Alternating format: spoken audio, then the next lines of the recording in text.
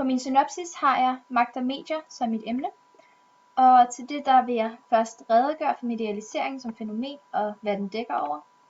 Derefter vil jeg undersøge, hvordan medierne har påvirket politikken, og til det har jeg 3 bilag.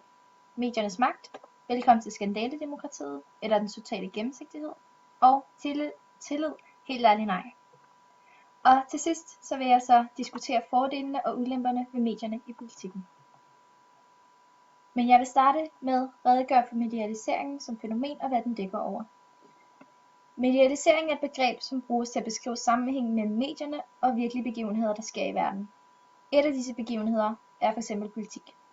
Al den information, som kommer ud til borgerne, som f.eks. nyhederne i tv'et eller bladene, går gennem medierne. Medierne bliver på den måde en form for filter mellem nyheden eller begivenheden og borgerne.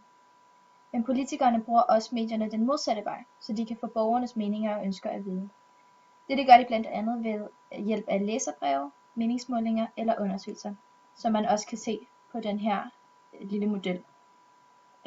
Hvor politikerne kommer ud med deres synsvinkler, medierne fungerer som filter, og borgerne får viden, og omvendt at borgernes meninger via læserbreve osv. kommer gennem medierne, og politikerne får viden. Derfor er medialiseringen også et begreb, som beskriver mediernes stigende magt i verden.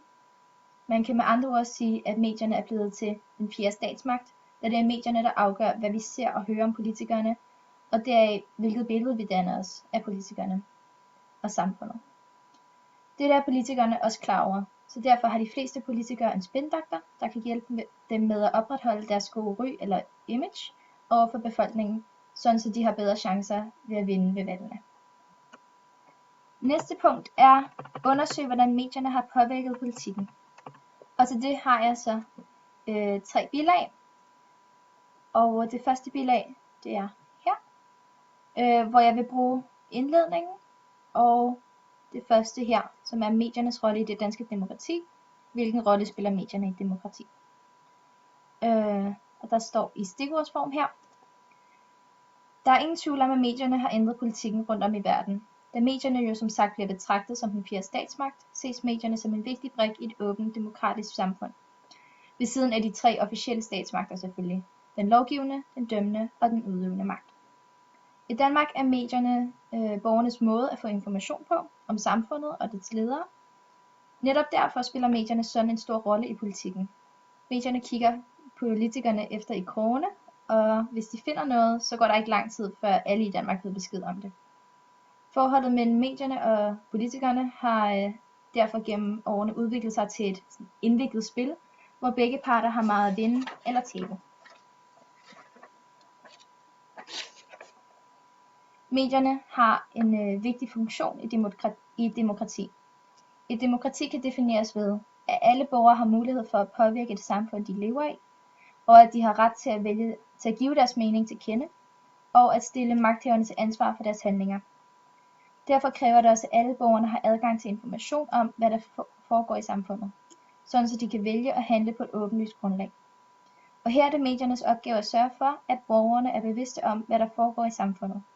Man kan derfor kalde medierne for borgernes sanseapparat, og demokrati og den frie presse går derfor i hånd, kan man på en måde sige. Det næste bilag er velkommen til skandaledemokratiet eller den totale gennemsigtighed, som vi ser her. Det her det er artiklen. Og så har jeg så de her stikord. Det er eksplosive politiske skandaler og ikke de selve politiske holdninger, som fælder ministre og partiformænd, og som vender op og ned på de politiske styrkeforhold. Og det er de eksplosive skandaler, der kaster regeringer eller partier ud i de største kriser. Som eksempel kan man tage den svenske vicestatsminister Mona Sahlin, som i 1995 blev fældet på grund af et indkøb af en Toblerone, blandt andre ting, på et ministerielt kreditkort. Dette blev anset som en forbrydelse mod fællesskabet, ligesom snyd, sort arbejde eller alt for store handlinger på regeringspenge. Venstre faldt på et år fra over 30% til under 20% i meningsmålingerne, alt sammen på grund af Lars Løkkes normskandaler. Man kan derfor sige, at normskandalerne uden sammenligning er den enkeltfaktor, der har størst betydning i dansk politik. Og den sidste del i min undersøgelse, den er med bilag 3, som hedder tillid, helt ærligt nej.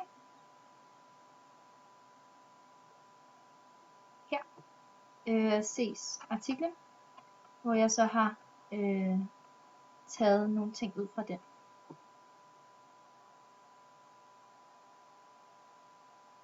I en måling blev danskerne bedt om at bedømme på en skala fra 0 til 10, hvor meget tillid de havde til de danske folketingspolitikere. Den gennemsnitlige bedømmelse lå på 4,2. Tilliden til politikerne har været dalende siden jordskredsvalget i 1973. En begivenhed, som gjorde, at danskerne mistede tillid til deres egne politikere og partier. Alle de danske partier har på en eller anden måde været involveret i nogle sager, som har slidt på deres troværdighed. Hvilket har gjort, at vælgerne i dag er langt mere troløse, og denne mistillid er stadig stigende. Og nu kommer vi så til det sidste punkt, som er diskutere fordelene og ulemperne ved medierne i politikken. Medierne kan både bruges til at formidle aktuelle politiske emner eller dagsordner, eller som vagthunden. Vagthundens opgave er, at de holder øje med, at de folkevalgte holder, hvad de lover. Før i tiden var de forskellige aviser tæt knyttet til et bestemt parti, men nu er medierne blevet meget mere uafhængige og frie. Politiske diskussioner foregår nu ofte i medierne, så almindelige borgere også kan følge med. Og det betyder, at medierne nu i høj grad er med til at bestemme, hvad der skal diskuteres, og hvad der er på den politiske dagsorden. Men af og til kan medierne også flytte borgernes fokus fra, hvad den egentlige politik foregår om, eller de kan gå fra at være en vagthund til at være en jagthund. Ved at beskylde en politiker for en masse sande eller usande påstande. Og det kan få store konsekvenser for politikeren og partiet, og muligvis også skade dennes omdømme og image, men medierne er stadig blevet uundværlige i dansk politik og det danske samfund. En fordel ved mediernes magt i politikken er, at det er lettere for borgerne at få del i politikken eller i samfundet, fordi de får mere viden. Men en ulempe kunne også være, at vi som borgere går nogle gange mere op i selve politikeren, end hvad dens politiske holdninger er, eller i et parti. Så det bliver mere personligt, end det bliver politisk. En anden fordel kunne være for eksempel valgkamp. At vi som borgere i en politisk valgkamp hele tiden kan følge med dem, politikerne rundt og deres holdninger, fordi der hele tiden bliver skrevet det i blade, aviser eller bliver sendt det i nyhederne. Så vi hele tiden er med dem. Men en anden ulempe kunne også være, at man som borger går mere op i det personlige end selve politikken. Altså en del mennesker, de går mere op i selve personen og politikeren. Og hvis de så ikke kan lide den politikers personlighed, så går de ud fra, så kan de heller ikke lide den politikers parti, eller hvad de står inden for rent politisk. Ja, det var så min synopsis her om magt og medier, og jeg har fundet ud af, at medierne faktisk spiller en rigtig stor rolle, både i det danske samfund, men også rigtig meget i politikken. Og politikken vil slet ikke være det samme, uden alle de her medier. Medierne hjælper rigtig meget, men det har også sine ulemper.